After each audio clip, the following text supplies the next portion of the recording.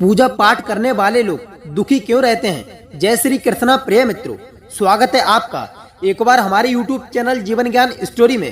प्रिय मित्रों, आज हम आपके लिए बहुत ही ज्ञानवर्धक स्टोरी लेकर आए हैं। आज के इस वीडियो के माध्यम से हम आपको बताने वाले हैं, बहुत बार ऐसा देखने को मिलता है जो ज्यादा भगवान का पूजा पाठ करता है वही सबसे ज्यादा दुखी होता है, जबकि कोई नास्तिक आदमी जो भगवान को नहीं मानता, कभी पूजा पाठ नहीं करता, कभी संतों का संग नहीं करता, वह सबसे ज्यादा दुखी जीवन जीता है।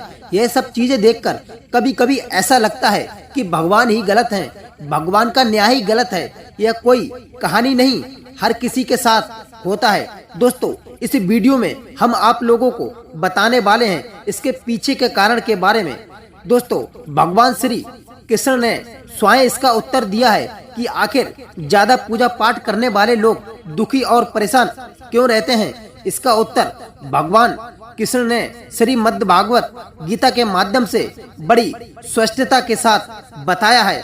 पूजा पाठ करने वाले लोग दुखी क्यों रहते हैं। दोस्तों, बात द्वापर युग की है, जब भगवान श्री कृष्ण और अर्जुन के बीच संवाद हो रहा था। तब अर्जुन ने भगवान श्री कृष्ण से पूछा है, माधव, जो लोग ज्यादा पूजा पाठ करते हैं वह ज्यादातर दुखी और परेशान क्यों रहते हैं। इसके पीछे का कारण क्या है, जबकि वो लोग जो भगवान का नाम ही नहीं लेते, भगवान का स्मरण ही नहीं करते, वह लोग हमेशा गलत कार्य करते हैं। उन लोगों को जीवन में सुख शांति मिलता है। इसके पीछे का रहस्य मुझे समझाने का प्रयास करें। तब भगवान श्री कृष्ण ने एक छोटी सी कहानी के माध्यम से अर्जुन को इसका उत्तर दे दिया। जानते हैं उस छोटी सी कहानी के बारे में।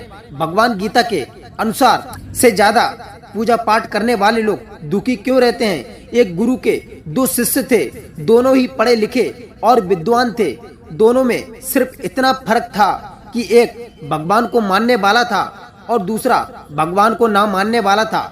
नास्तिकता एक ऐसा था जहाँ पर भगवान की कथा होती थी, जहाँ सत्संग होता था, जहाँ भजन होता था, वह दौड़ा चला जाता था और भगवान की पूजा पाठ करने लगता था। दूसरा शिष्य इन सब से काफी दूर रहता था, वह शराब पिया करता था, वेश्याओं के यहाँ जाया करता था। सारी बुरी आदतें दूसरे शिष्य में थी। एक दिन क्या हुआ कि जब वह शिष्य शराब पीकर अनाप शनाप बोलते हुए रास्ते में चलते हुए अपने घर को जा रहा था, अचानक उसको रास्ते में पैसों से भरा एक बैग मिल जाता है। उसकी खुशी का ठिकाना नहीं रहता। वह जोर जोर से चिल्लाते बताता है, आज मुझे पैसों से भरी बैग की थैली मिल गई है, मेरा जीवन सफल हो गया है।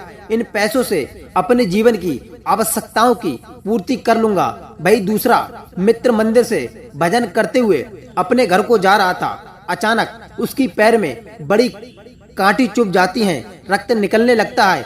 ठीक उसी समय दूसरे शीशा भी वहां पहुंच जाता है और हंसते हुए उसको बोलने लगता है, क्यों तुम ही हो न जो सबसे ज्यादा पूजा पाठ करते हो, भगवान का भजन करते हो। क्या किया तुम्हारे भगवान ने। मुझे देखो, मैं कभी मंदिर नहीं गया, मैंने कोई अच्छा काम नहीं किया, मेरे घर से भगवान का मंदिर भी नहीं है, मैंने कभी अपने बारे में सत्यनारायण भगवान की कथा नहीं कराई है, भगवान के सामने कभी माथा नहीं टेका, फिर भी मैं कितना संपन्न हूँ, अमीर हूँ, मेरे पास पैसों की कोई कमी नहीं है, सबसे ज्यादा सुखी जीवन में ही जी रहा हूँ। अच्छे शिष्य को उसके बाद चुभने लगी। उसने मन ही मन भगवान से प्रार्थना किया, यह तो सच बोल रहा है, मैं कितना पूजा पाठ करता हूँ और वह कुछ नहीं करता, फिर भी कितना सुखी है। इतना सोचते हुए भाई अपने गुरु के पास चला जाता है और यही प्रश्न गुरु से करता है। गुरुजी मुस्कुराते हुए जैसी युक्ता होती है उसको उसी के अनुसार फल देते हैं। अब तुम्हारे प्रश्नों का उत्तर तुम जानते हो। भगवान ने पैरों में ही क्यों कांटे चुभाए और उसको पैसों से भरी बैग क्यों मिली।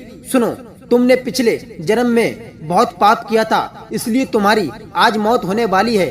तुम बच गए क्योंकि तुम मंदिर गए थे, तुमने भगवान की पूजा पाठ की थी, यही कारण है कि तुम्हारी मौत न होकर सिर्फ एक कांटा ही चुभा। अब तुम्हारे मित्र की बात करते हैं। वह पूर्व जन्म में एक संत महापुरुष था, इसलिए उसकी जीवन बदलने वाली थी, करोड़ों की संपत्ति का मालिक बनने वाला था, मगर इस जन्म में उसने कोई भी अच्छा कार्य नहीं किया, इसलिए पूर्व जन्म के फल के अनुसार उसको थोड़े से पैसे मिले, जबकि वह अरबों के संपत्ति का मालिक बनने वाला था। भगवान को दोष देना छोड़ दो, अपने वर्तमान के समय भगवान को दोष देना छोड़ दो, अपने आप वर्तमान के समय का सदुपयोग करें, भविष्य अपने आप सुधर जाएगा। इस प्रकार उसकी आंखें खुल गईं और वो पूजा पाठ में लग गया।